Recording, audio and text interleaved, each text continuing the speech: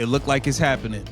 Angel Reese is asking out of Chicago already. Angel Reese officially puts the Chicago Sky on notice.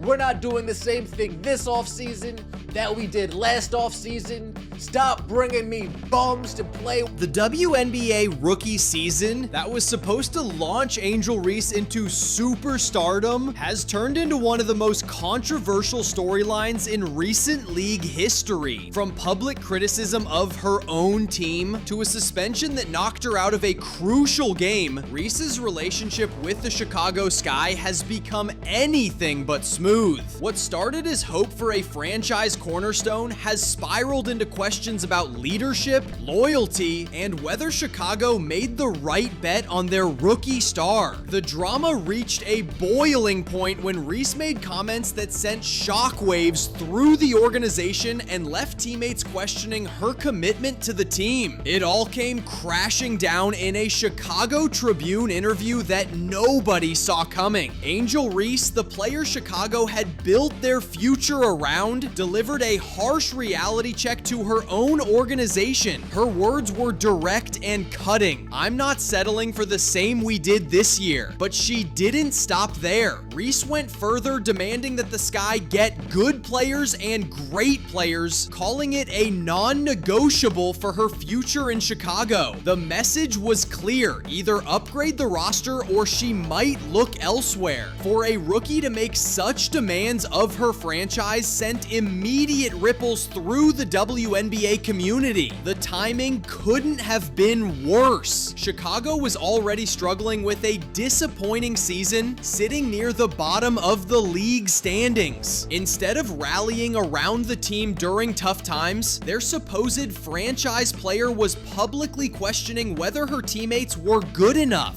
Perhaps the most damaging part of Reese's comments targeted Courtney Vanderloot, a respected veteran point guard who had been dealing with an ACL injury. Reese essentially wrote off Vanderloot's future contributions, saying we can't rely on her to come back at that age. The disrespect was obvious to everyone watching. Vanderloot isn't just any player. She's a two-time WNBA champion, five-time All-Star, and one of the most respected floor generals in league history. She actually left the championship contending New York Liberty to join Chicago, believing in the Sky's potential. To have a rookie publicly dismiss her contributions was a slap in the face that resonated throughout the league. Other veterans around the WNBA took notice. Word leaked that players were unhappy with Reese's direct attacks on teammates. When your own locker room needs emergency meetings to address what you said in the media, you've crossed a line that's hard to come back from. While Reese was criticizing her teammates' professionalism, her own conduct on the court was raising serious questions. Throughout the season, she accumulated technical fouls at an alarming rate, showing a pattern of losing composure and arguing with referees. I want the best of the best. I want the upper echelon. The breaking point came during a crucial game when Reese picked up her 8th technical foul of the season. In the WNBA, 8 technicals trigger an automatic 1-game suspension. The timing was devastating. It knocked her out of a highly anticipated matchup that fans had been circling on their calendars. The play that earned her the 8th technical involved contact with an opponent's head during a rebound attempt. Whether intentional or not, referees saw enough to make the call, and the league had no choice but to enforce the suspension. For a player who had just demanded organizational changes, being suspended for lack of discipline sent the wrong message entirely. Beyond the off-court drama, Reese's on-court production hasn't lived up to the franchise player expectations. While her rebounding numbers look impressive on paper, other areas of her game tell a different story. She led the entire WNBA in turnovers despite missing significant time due due to injury and suspension. Think about that for a moment. She played fewer games than most stars in the league, but still managed to give the ball away more than anyone else. That's not the hallmark of a player ready to demand roster upgrades. It suggests someone who might need to focus on her own development before criticizing others. The turnover issue reflects deeper problems with decision-making and ball security. These aren't just aggressive plays gone wrong. They represent a pattern of careless basketball that hurts team success. When you're leading the league in giveaways, it's difficult to position yourself as the solution to your team's problems. While Reese was creating controversy in Chicago, Caitlin Clark was taking the opposite approach in Indiana. Clark faced even more intense scrutiny as the most hyped rookie in WNBA history, yet she handled every challenge with remarkable professionalism. When Clark dealt with injuries, she traveled with the team, sat on the bench in street clothes, and cheered on her teammates. She used media opportunities to praise opponents and build bridges rather than create division. The contrast in leadership styles couldn't be more obvious. Indiana's improvement with Clark speaks volumes. The Fever went from lottery team to playoff contender, with Clark making everyone around her better. Her assist numbers led the league, showing a player who elevates teammates rather than criticizing them. The culture she helped establish in Indiana became exactly what Chicago was missing. Chicago's front office found themselves in an impossible position. They had already made significant moves to build around Reese, trading away promising young talent to bring in veterans who could help immediately. Yet instead of gratitude, they received public criticism from the player they were trying to support. Angel Reese is fed up. She's tired of the losing. She's tired of being the gum on the bottom of the shoe of the league. She is fed up with the Chicago Sky, and it looks like Angel Reese wants out.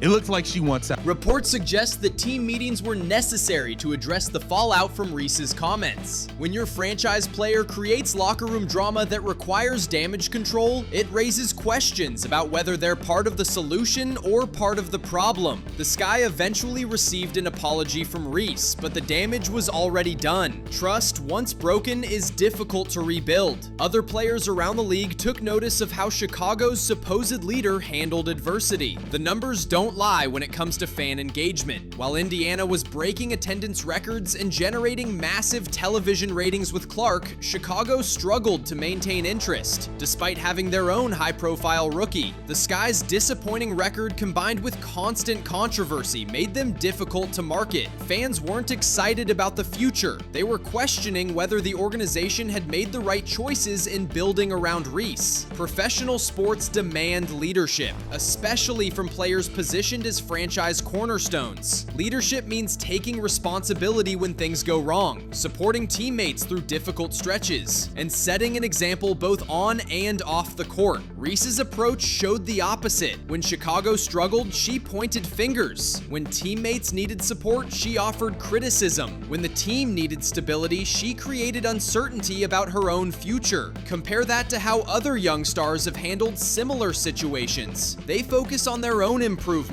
support their organizations publicly, and let their play do the talking. The contrast reveals why some rookies earn respect immediately while others struggle to find their footing. The relationship between Reese and Chicago may never fully recover from this controversy. Even with her apology, the underlying message was clear. She doesn't believe in the current roster and might look elsewhere if changes aren't made. For Chicago, this creates an impossible situation. Do they tear apart their roster to appease a player who hasn't proven she can lead them to success? Or do they stand firm and risk losing their investment in Reese? Other teams around the league are watching closely. Reese's handling of this situation will influence how future organizations view her.